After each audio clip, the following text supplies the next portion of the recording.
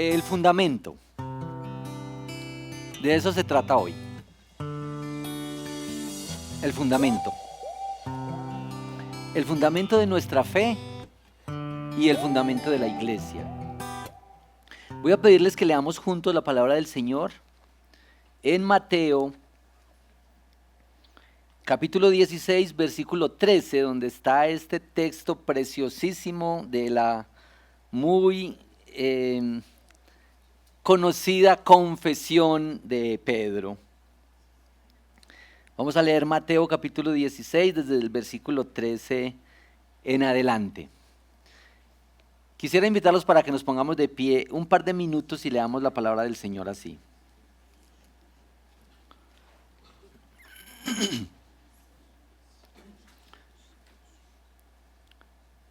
Leemos Mateo 16 del 13 en adelante en la Biblia, Nueva Biblia de las Américas, que es la versión que usamos para la lectura pública aquí en esta congregación.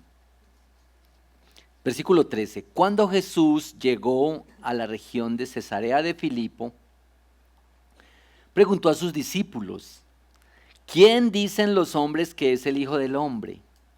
Y ellos respondieron: unos dicen que es Juan el Bautista y otros dicen que Elías, pero otros dicen que Jeremías o alguno de los profetas.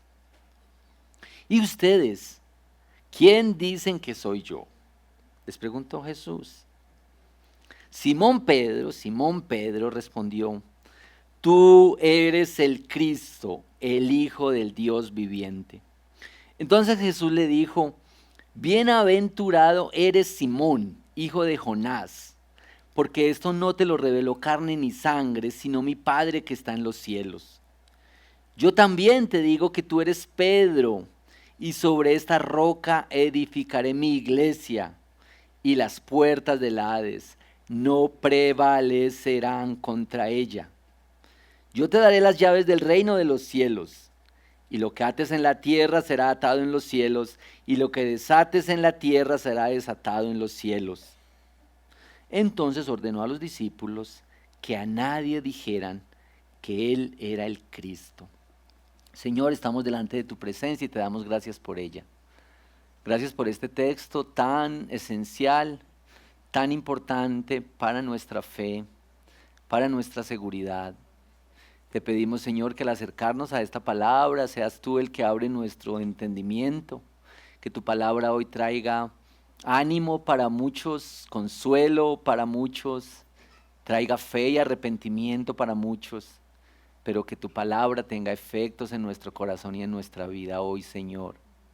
Especialmente pedimos que al acercarnos a tu palabra y ser expuestos a ella, tú seas más adorado y más honrado y glorificado desde nuestro corazón, Señor. Te lo pedimos en Cristo Jesús. Amén. Bueno, tome su lugar, por favor. Recordar que estamos en una serie que se llama Ser Iglesia, que iniciamos hace apenas una semana con el pastor Cristian, en la primera entrega de esta serie, Ser Iglesia. Y a ver, ¿ustedes recuerdan cuál era la palabra clave hace 8 días? ¿Alguien recuerda? La palabra clave hace 8 días, pastor Cristian va a tocar predicar otra vez ese sermón porque los hermanos... Está en YouTube, por favor, que vuelvan a YouTube. No, el pastor Cristian nos habló hace 8 días sobre identidad.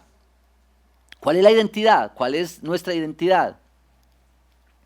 De hecho, el texto que nos leyó el pastor Cristian hace 8 días en Primera de Pedro 2 nos recordó de qué se trata nuestra identidad como iglesia y como cristianos. Y que la iglesia no es un programa, que la iglesia no es un edificio, por eso preferimos decirle a esto la sede.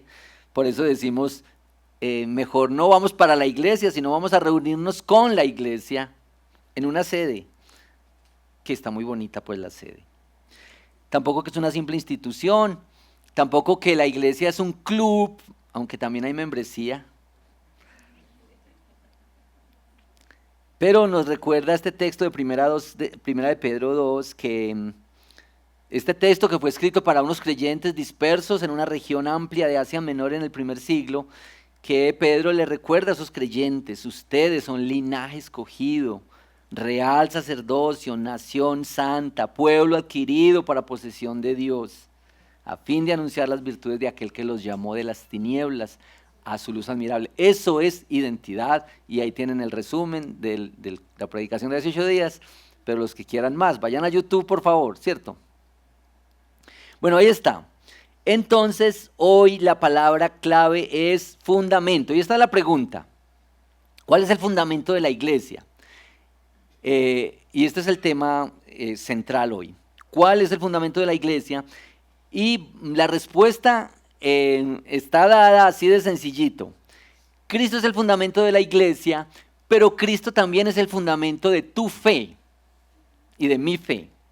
Entonces, ahí está de una vez el bosquejo. La pregunta a la que nos acercamos hoy es la primera cosa que quisiéramos abordar.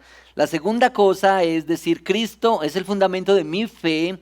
Lo tercero es decir, Cristo es el fundamento de la iglesia y qué implicaciones tiene, algunas conclusiones, algunas aplicaciones, y oramos que el Señor haga efectos en nuestro corazón.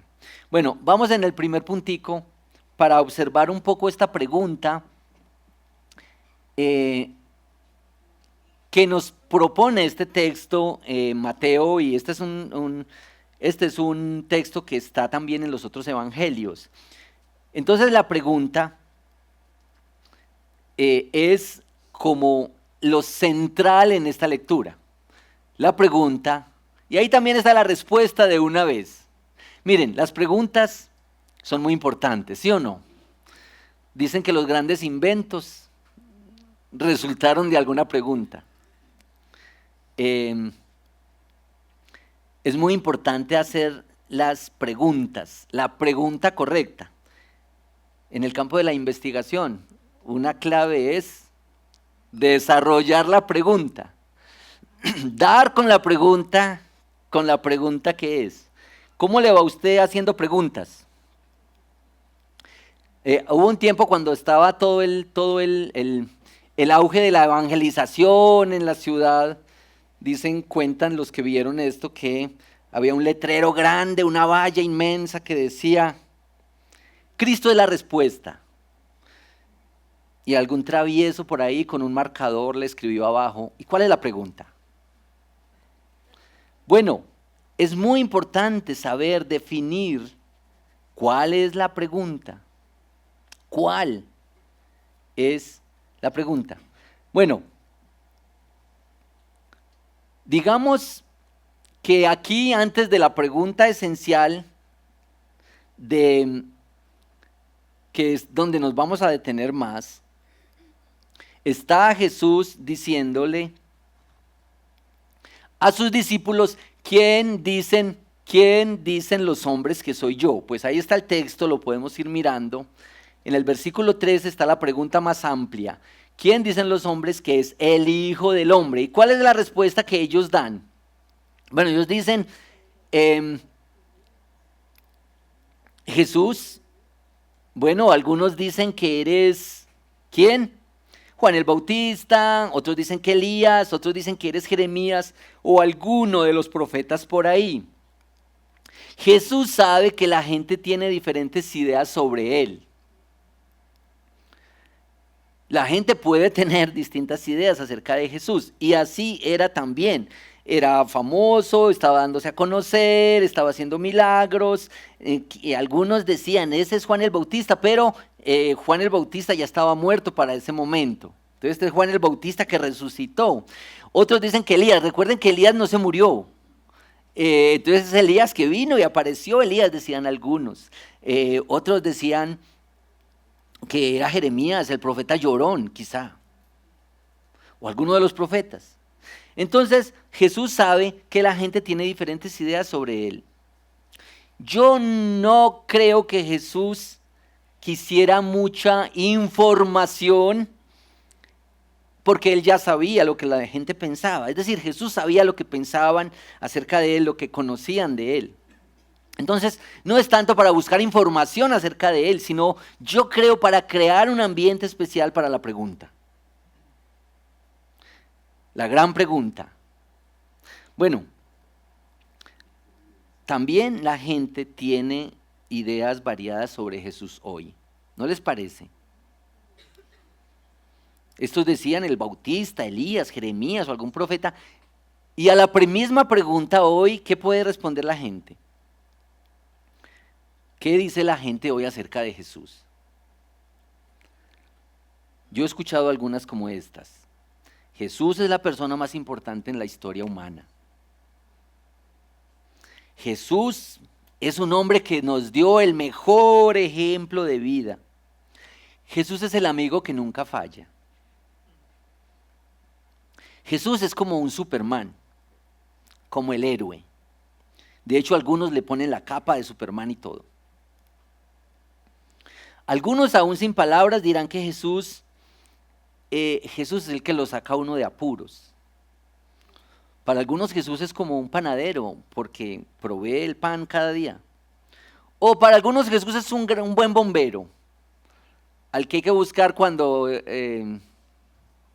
todo está en llamas. Bueno, en últimas, para muchos Jesús es como el 1, 2, 3. O bueno, el 9, 11 para los que sean más gringos aquí. Un gran profeta.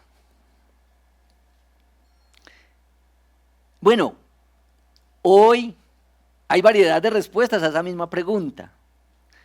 Y luego llega la pregunta, como que Jesús está diciendo, miren, una cosa es lo que la gente por ahí desprevenida piensa acerca de Jesús. Una cosa es lo que la gente por ahí que escucha, que están los rumores por ahí, los que están por ahí de lejitos, los que ven muchos mensajes y predicaciones y mensajes bonitos en YouTube. Una cosa es lo que piensan acerca de Jesús, los que van de iglesia en iglesia por ahí buscando dónde tocan la mejor música o dónde están las chicas más lindas. Una cosa es lo que estas personas piensan acerca de Jesús y otra cosa ha de ser lo que un discípulo piensa de Jesús o cree de Jesús. Definitivamente esta pregunta sí marca toda la diferencia. Porque aquí le está preguntando a Jesús. Jesús ahora le está preguntando a sus discípulos. ¿Y ustedes? Ustedes que me han visto, ustedes que me han conocido, ustedes que dicen que me han experimentado, ustedes que han caminado conmigo y me han visto de cerca, ustedes quien dicen que soy yo. Bueno, y aquí está la respuesta de Pedro, nada más y nada menos. Este es el que responde rápido, este es el que sin mente, como decimos. Y este sale pues con esta maravilla. Tú eres el Cristo, el Hijo del Dios viviente. Uno tiene que pensar en que la definición que uno tenga acerca de Jesús es vital.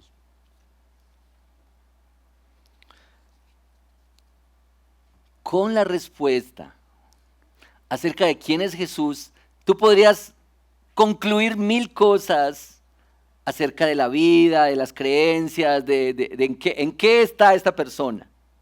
Así es que es muy importante que uno pueda lograr articular, entender, comprender, asimilar lo que Jesús es, porque de quién es Jesús para uno, ahí se resume mucho a la cristología, ahí se resume la teología, está resumida en la definición que uno tiene acerca de Jesús. Dime lo que crees sobre la persona y la obra de Cristo y yo me ahorro otras 100 preguntas.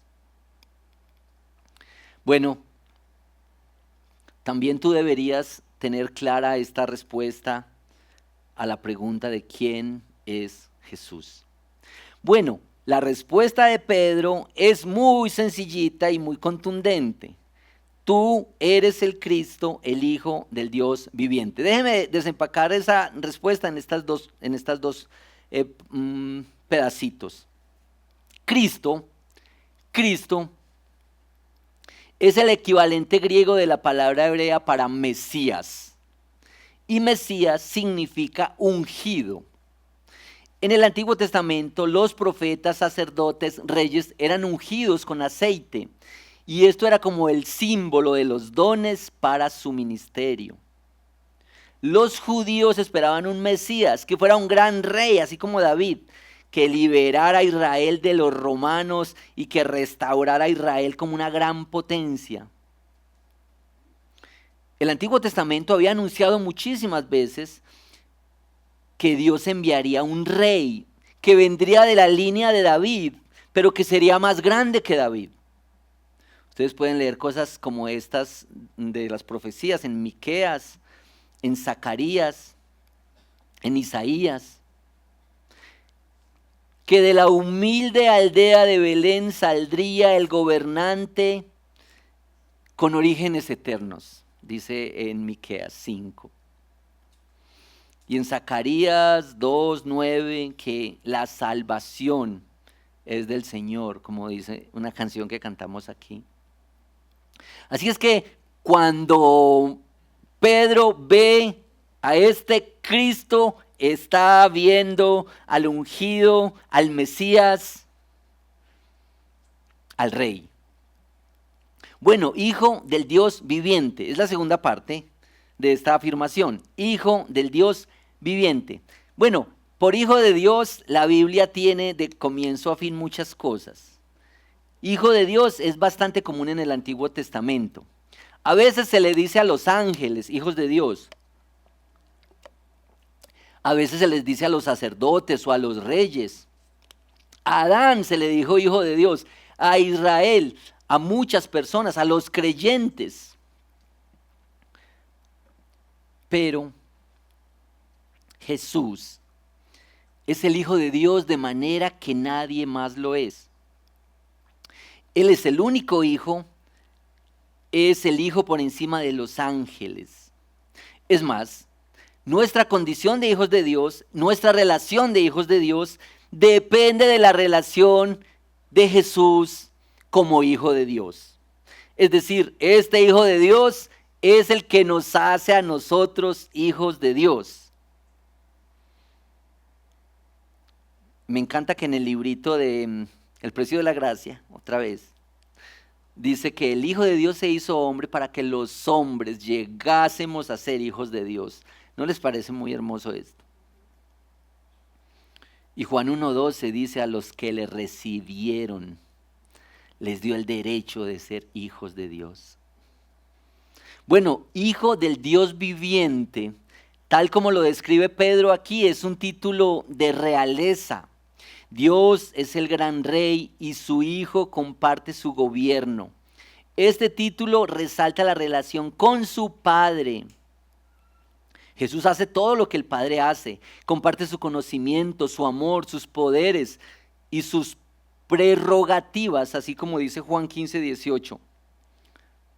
De manera que decir hijo del Dios viviente era una afirmación y una declaración profunda y poderosa. Bueno, eso sobre las dos palabras a la pregunta, ¿quién dicen ustedes que soy yo? Déjenme señalar algunas cosas de Cristo como el fundamento de nuestra fe. Hay que decir que Dios salva y redime personas. Personas. El ser humano. Y Él redime personas y salva personas para incorporarlos en una comunidad. Esta es la historia desde Génesis hasta Apocalipsis y esta es la historia. Pero, primero, personas. Él salva gente. Y su salvación, así como lo escribe el escritor del libro de Hechos, dice que Él es el que salva a las personas y las incorpora en una comunidad. No hay otro nombre bajo el cielo dado a los hombres en quien podamos ser salvos, como una salvación individual, personal. Este es el Cristo en el que se fundamenta nuestra fe personal. Esto es muy importante que nosotros lo sepamos. Jesús, el Señor,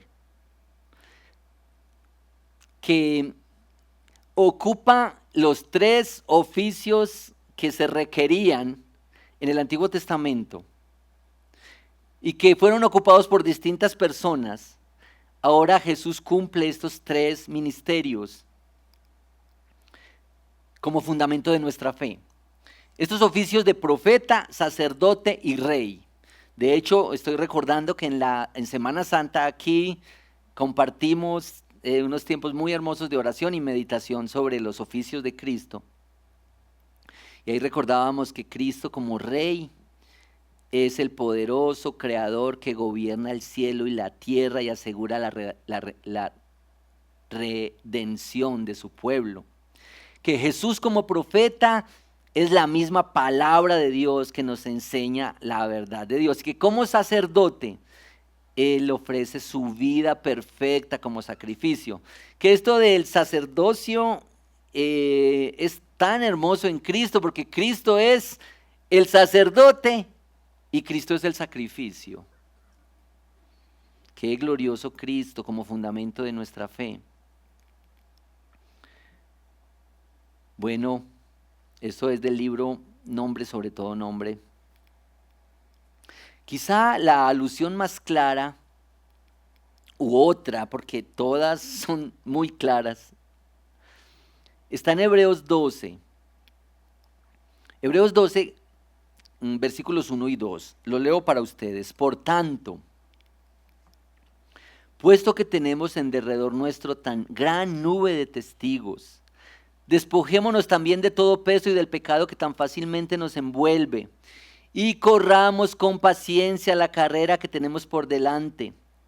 Miren por favor, versículo 2. Puesto los ojos en Jesús, el autor y consumador de la fe, quien por el gozo puesto delante de él soportó la cruz, despreciando la vergüenza, y se ha sentado a la diestra del trono de Dios. Noten estas 2 palabritas aquí: autor y consumador de nuestra fe. Autor y consumador de nuestra fe. Como autor, quiere decir que Jesús es la fuente, el pionero de la fe. Él dio origen a la fe y es su líder. Y como consumador, Jesús es quien lleva la fe a su conclusión, quien la perfecciona y la hace completa. Qué glorioso Jesús. Si es así, hermanos, si es así que Jesús nos representa de esta manera, que no hay salvación en Él, que hace los oficios así, que es el autor y consumador de la fe así, entonces nosotros que somos sus hijos, sus discípulos, nosotros deberíamos contar con esto y vivir en esto en medio de nuestro caminar en la vida, en medio de nuestras tentaciones. Mira, nosotros deberíamos en medio de la tentación cerrar nuestros ojos y por la fe mirar a este Cristo que es así. En medio de la tentación nosotros deberíamos recordar cuando Él fue tentado. Bueno, la Biblia también habla del momento de la tentación. Salió, fue lleno del Espíritu Santo y fue llevado por el Espíritu Santo al desierto para ser tentado. En medio de la tentación, Él tiene hambre y se le ofrece pan. Está físicamente débil y se le ofrece una salida fácil en su aflicción. Pero Él no cede a la tentación. Cuando tú estás en medio de la tentación, hijo de Dios, deberías ver a aquel que estuvo en la tentación y no cedió a ella. Cuando estés enfrentando las más difíciles pruebas de desánimo, dolor o profunda tristeza, deberías cerrar tus ojos y pensar en este, que enfrenta las tristezas también, que llora por la muerte de su amigo Lázaro, que ora angustiosamente al Padre para rogarle que si es posible lo libere de esta pena y de este dolor que le vendría, y no fue librado, pero fue sostenido en ella. Cuando estés así, tú y yo deberíamos mirar al que no pecó, porque él no se victimizó, porque él cargó el dolor. Dicen, con razón, que mientras Adán pecó en el paraíso, Jesús obedeció en el desierto.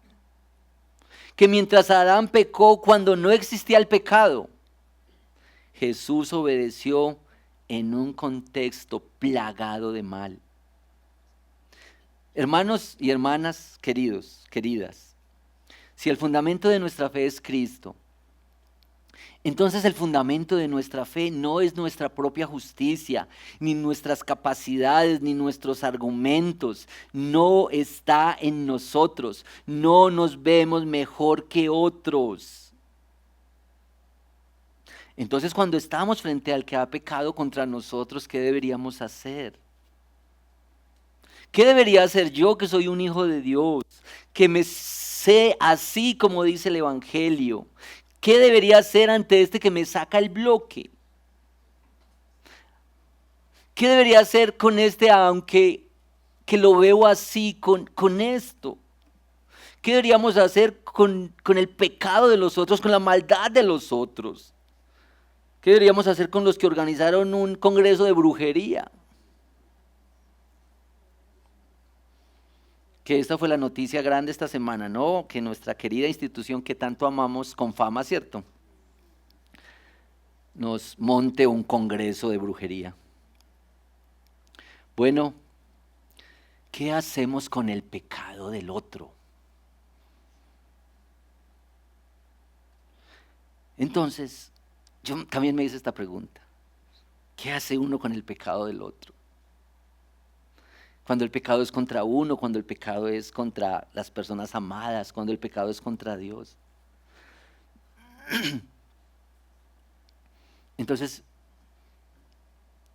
mira a Jesús.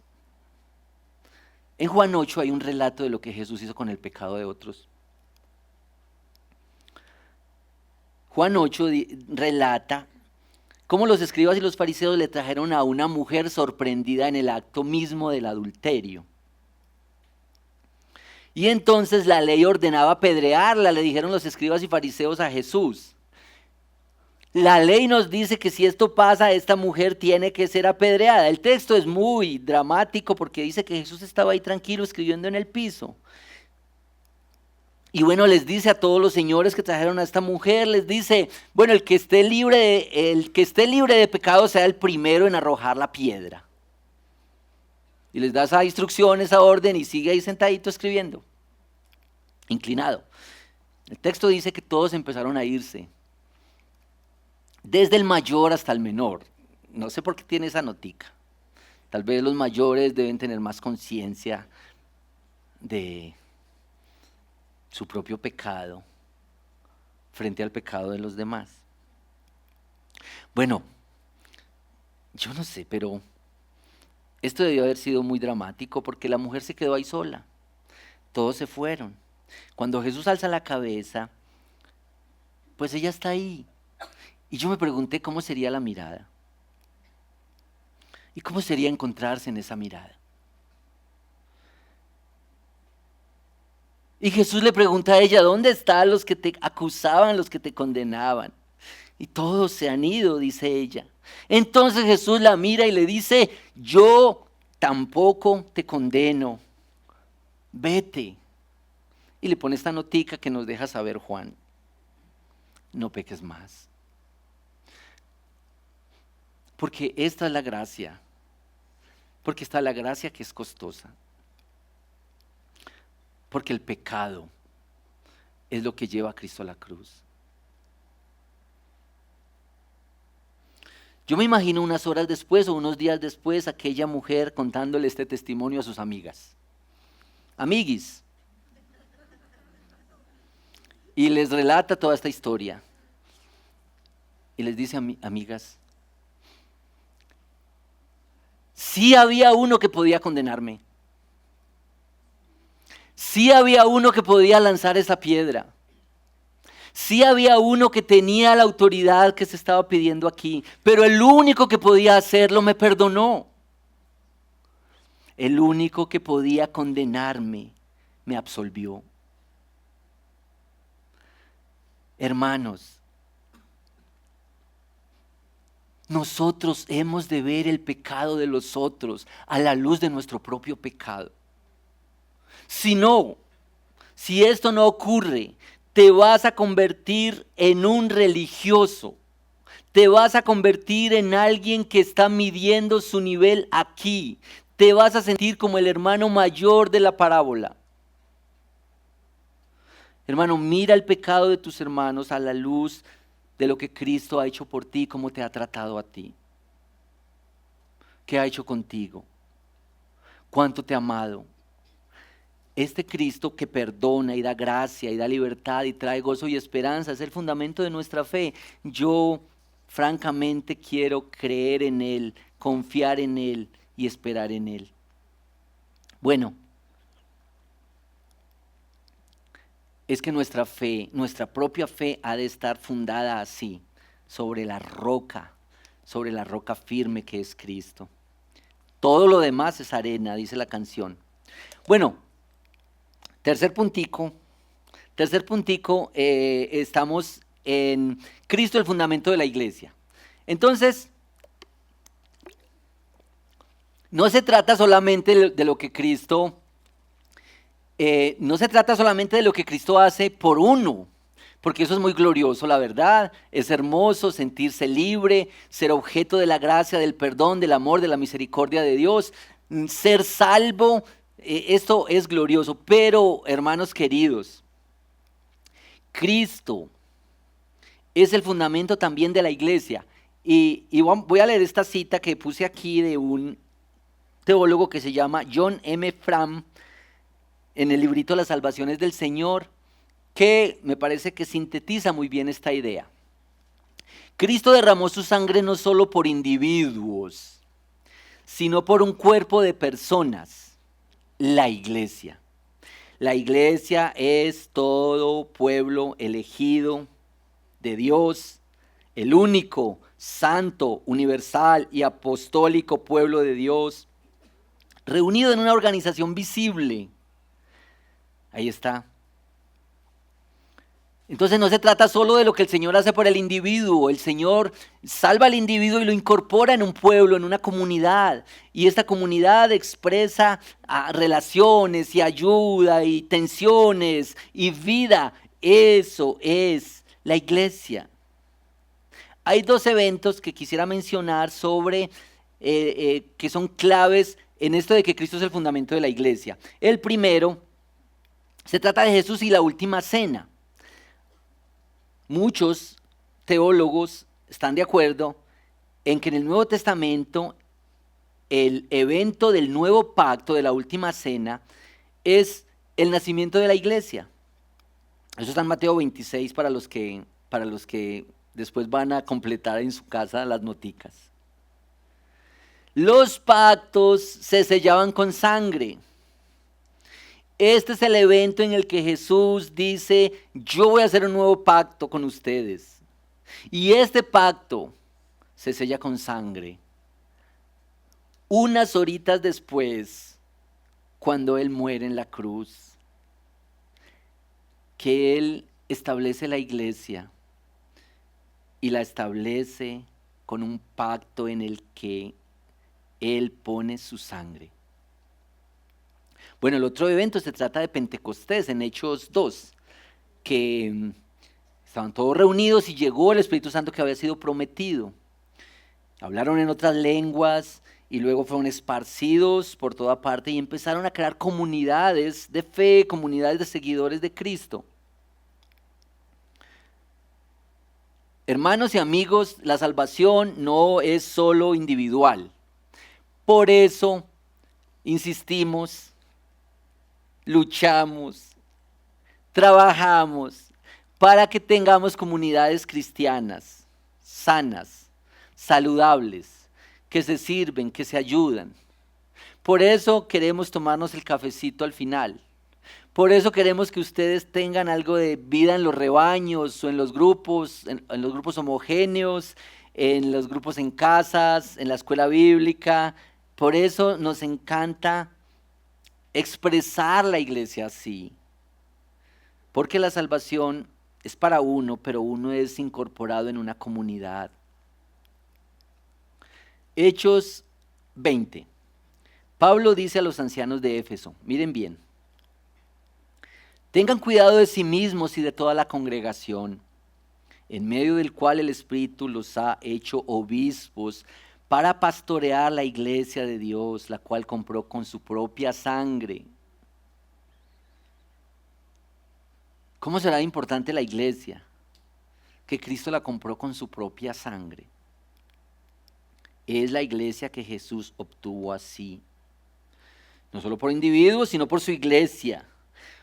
Murió por un pueblo, por un cuerpo, por una novia, que consiste en muchas personas unidas en vínculos más grandes. Se habla de la iglesia visible y de la iglesia invisible, de la iglesia local y de la iglesia universal, creyentes. Pero realmente uno tiene peleas es con el de aquí, ¿cierto? O puede servir más directamente a los de aquí. Cuando se dice que Dios ha traído a sí mismo no solo a individuos, sino también a familias, ahí está la historia. Ustedes lo pueden verificar. Las familias de Noé, por ejemplo, la familia de Abraham, la familia de Isaac y de Jacob. Con el tiempo la familia de Jacob se convirtió en una nación y Dios llamó a esa nación a ser suya, su pueblo santo. Y en el Nuevo Testamento esa nación llegó a ser la iglesia de Jesucristo. Hermanos, la iglesia es tan preciosa que nosotros deberíamos estar dispuestos a pagar un precio mayor por la comunión y por la comunidad con nuestros hermanos. Él la compró. Miren que en el retiro que tuvimos con los matrimonios hace poquito, que estuvimos como 50 parejas de la iglesia en un retiro de 2 días, el pastor Ronald nos recordó esta historia de Oseas y Gomer, que es una ilustración de Cristo con su novia, con su esposa, la iglesia. Y hay un relato dramático en Oseas donde el profeta tiene que ir a comprar de nuevo a esta mujer. Y el texto, Oseas 3:4, dice que él pagó por ella, sacó el dinero y la compró, pagó el precio por ella. Entonces el pastor nos hacía pensar en que en el matrimonio el cónyuge tiene que estar dispuesto a asumir el precio del cambio del otro. Es decir, que Dios está haciendo una obra extraordinaria, pero el cónyuge está dispuesto a pagar el precio de ese cambio, porque es un cambio que puede ser difícil, doloroso, despacio, que va a necesitar mucho. Pero me hizo pensar que lo mismo ocurre con la iglesia. Comunidad cristiana le implica un precio a cada creyente. El precio de la unidad, el precio de ayuda costosa, el precio de servir a otros, el precio del discipulado, el precio del cambio. Yo sé, hermanos, estamos conscientes que algunas personas que se están incorporando a la iglesia, que hay cosas que les gusta, que aman, tan pronto sienten que hay un precio de la vida de la comunidad, ya no quieren. Porque, hermanos, nosotros tenemos que cuidar que la iglesia de Cristo no sea un lugar donde simplemente reflejamos la cultura posmoderna del hedonismo y la satisfacción y el placer personal por encima de todo. Hermanos, la iglesia, vivir la iglesia y vivir la comunidad, tiene un precio para cada creyente. Tiene un precio para cada creyente. Y nosotros, cada uno de nosotros debería estar dispuesto a pagar ese precio de la comunión, de la comunidad, del perdón, de la restauración, de la ayuda, el precio del discipulado, el precio de servirnos unos a otros, de perdonarnos unos a otros, de caminar unos con otros. Por alto que sea el precio que se te pida, siempre será menor al precio que Cristo pagó para hacerte su iglesia. Por alto que sea el precio del servicio. Alguien lo dijo así: Cristo llevó en la cruz la pesada carga de nuestros pecados. Y ahora nos pide que nosotros llevemos sobre nuestros hombros la ligera carga del servicio. Bueno, voy terminando aquí. Cristo es una fuente inagotable. Esta semana, cuando estaba mirando cosas acerca de Jesús, de Cristo, de Jesús, de su obra, hermanos, es el campo, los temas son inagotables lo que se puede encontrar sobre Cristo. De hecho, les quiero animar a que lean algunos textos sobre Cristo. Este de Alistair Begg, que fue el que usamos en la Semana Santa, se llama Nombre sobre todo nombre. Y aquí es donde están pues los oficios de Cristo. Este librito de John Stott, que tiene este título que me pareció tan precioso: Cristo el incomparable. Qué belleza. Este de Sproul sobre la obra de Cristo. Y este de John MacArthur, nuestro hermano MacArthur, que partió a la presencia del Señor no hace mucho, sobre la deidad de Cristo, que Cristo es Dios. Y bueno, hay cantidad de libros. Désense una pasadita por donde los hermanos de la librería y compren algún libro, y esta semana hagan un ayuno de redes sociales para leer un librito sobre Cristo. Bueno,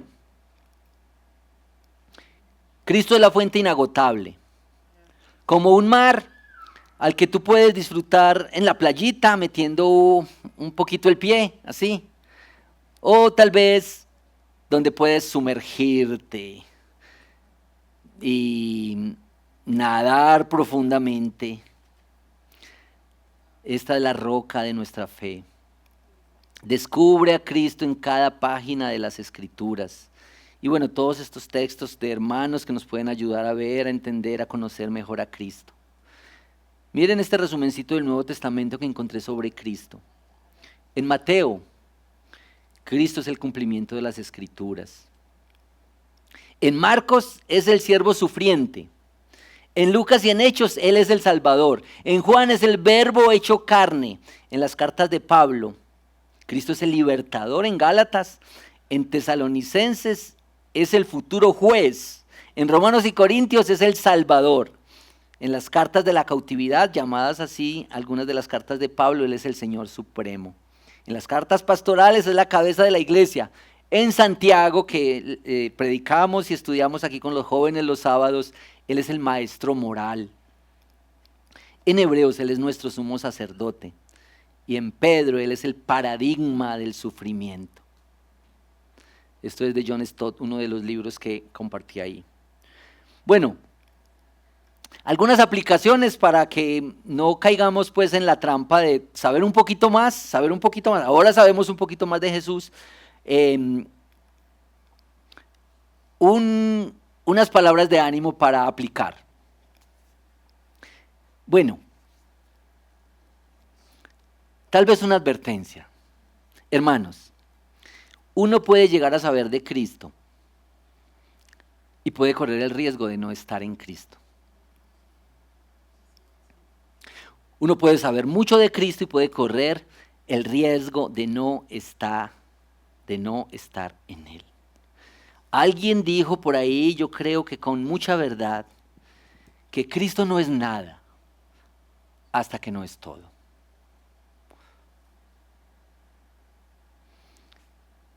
Así oró Jesús, Juan 17, y esta es la vida eterna, que te conozcan a ti, al único Dios verdadero y a Jesucristo a quien has enviado. Juan 17, 3. Hermanos y hermanas y amigos, por favor tengan en cuenta que creer en Cristo a veces resulta doloroso. El Evangelio primero sabe amargo, después sabe dulce. El verdadero arrepentimiento al que nos lleva la fe en Cristo muchas veces resulta doloroso, porque negarse a sí mismo duele. Porque reconocer el pecado en el propio corazón duele, porque hacerlo morir duele, porque confesarlo, abandonarlo, crecer, podría ser humillante y doloroso. El dolor de ver caer los ídolos de nuestro propio corazón duele. Cambiar los afectos duele. Pero hermanos y amigos, vale creer y confiar en este que es así, que es la roca, porque este es el incomparable. Hermanos, hemos de vivir así, de confiar así. Hubo un señor que se llamaba Policarpo. Yo sé pues que el nombre no es muy lindo, yo sé. Pero este fue un mártir de la iglesia del siglo II. Dice que tenía 80 años de edad cuando fue condenado a ser quemado vivo por su fe. Y a él le ofrecieron el perdón total y absoluto a cambio de renunciar a su fe en Cristo. Estas fueron las últimas palabras de Policarpo. 80 años he experimentado el incomparable amor de Cristo por mí. Solo me ha hecho el bien.